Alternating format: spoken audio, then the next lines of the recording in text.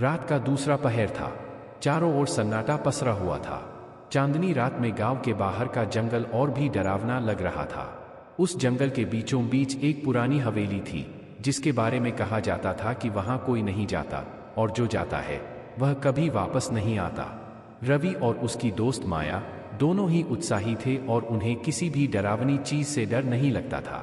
वे उस रात हवेली की सच्चाई जानने का मन बनाकर निकले थे।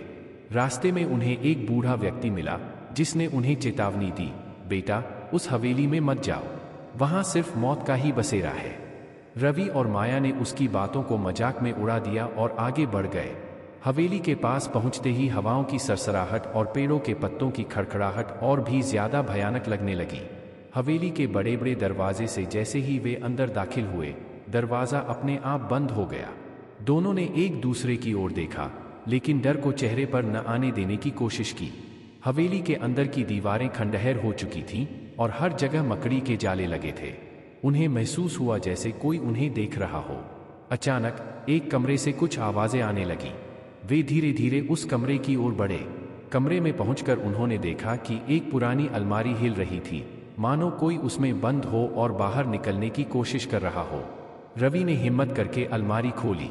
अलमारी खुलते ही एक सड़ी लाश रवि के सामने गिर पड़ी। उसकी आंखें फटी की फटी रह गईं।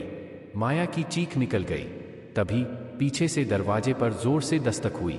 दोनों ने पीछे मुड़कर देखा तो वहां एक छाया खड़ी थी, जो धीरे धीरे उनकी ओर बढ़ रही थी। उस छाया के चेहरे पर कोई भी आकृति नहीं थी, बस काले गड्ढे की तरह आंखें थीं।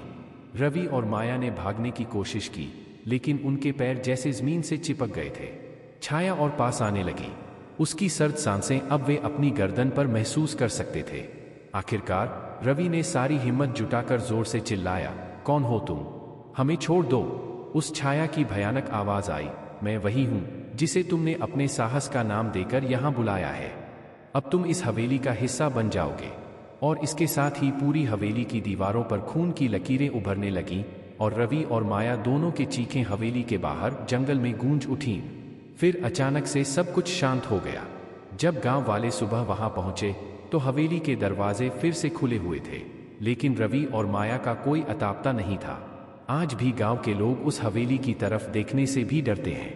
कहते हैं उस रात के बाद से हर पूर्णिमा की रात को वहां से चीखें सुनाई देती हैं, मानो कोई अपनी जान बचाने के लिए मदद की गुहार लगा रहा हो। सन्नाटा आज भी उस हवेली में राज करता है।